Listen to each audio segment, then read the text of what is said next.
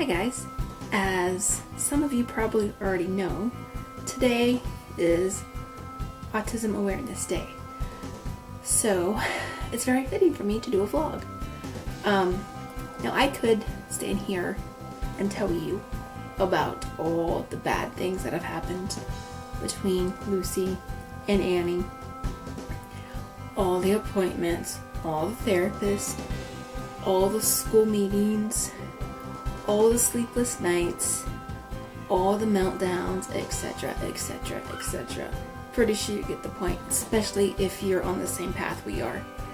Or I could tell you that my kids are just like your kids. They have hopes and dreams. They have hobbies. They have their likes and dislikes. And they just want to be who they're meant to be. They just want to be accepted. That's it. That's all they want to. That's all they want, is just to be accepted. I could tell you how horrible the meltdowns are. I could tell you how I really loathe those IEP meetings, because those meetings are just an hour with like 5 minutes worth of paperwork that you have to just sign and cross and dot, and no, I'm not going to do that. I'm just going to tell you that my daughters have been through hell and back, and they are still they're still going strong. Lucy has epilepsy and autism. She didn't speak her first complete sentence till she was 3.5. Her first word, she was about 3. She was having seizures way before that. Annie is just now beginning to piece together conversations, and she's 3. But they're both so bright and happy. I'm not going to dwell on the negative, because they're not dwelling on the negative. And if I bring up all the bad stuff that they've been through, that's all they're going to think about. So instead of doing that, I'm just going to tell you what they like, what they want to do, what makes them tick. For Lucy, she loves science and technology and engineering and mathematics, anything to do with Mythbusters, anything to do with Bill Nye the Science Guy, anything that can cause explosions, anything that has to deal with, putting chemicals together, and like you throw in this chemical and you have this chemical reaction, and she loves that. She absorbs it. That's what feeds her. Minecraft. She'll spend hours on Minecraft if you let her. We have to watch her time, because she will go over her time, and then she'll get overly stimulated, and then that can cause a meltdown.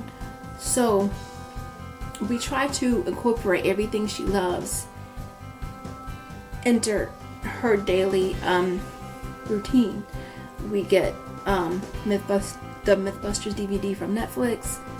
We get Bill Nye the Science Guy is on Netflix. We have Minecraft at home. She plays that, and it's some of the most she builds some of the most amazing stuff. It's incredible what her little mind can come up with. Same thing for Annie. Although she's only 3, she's still, her mind is still trying to piece together everything. Her senses are so overwhelmed sometimes that it's just really hard for her to handle. However, she can pick up sounds, and she can see objects far away. Well, she's been doing this forever. Like, we can be sitting in our car, and she can see a helicopter like miles and miles and miles miles away. I mean, we're talking like a little black dot in the sky to where we can't even see it. And she sees and hears and knows all these things before anybody else knows them. It's amazing what my kids can do. So instead of dwelling on the negative when it comes to autism and families involved, don't. And I say don't because we do it enough to ourselves. Believe me. We have sleepless nights, we have worries, we are on defense all the time, we can't let our guard down at all. So just try and help bring in the positive when it comes to our kids. Because believe me, we are hard enough on ourselves. We don't need any more negativity.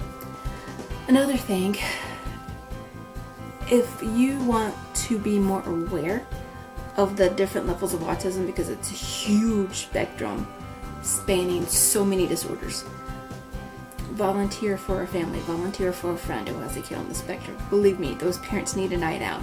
Those parents need to stay together. Those parents need even just an hour to themselves. It takes a toll, and not necessarily in a bad way, but it just wears you down. You feel so tired all the time because it's go, go, go, go, go.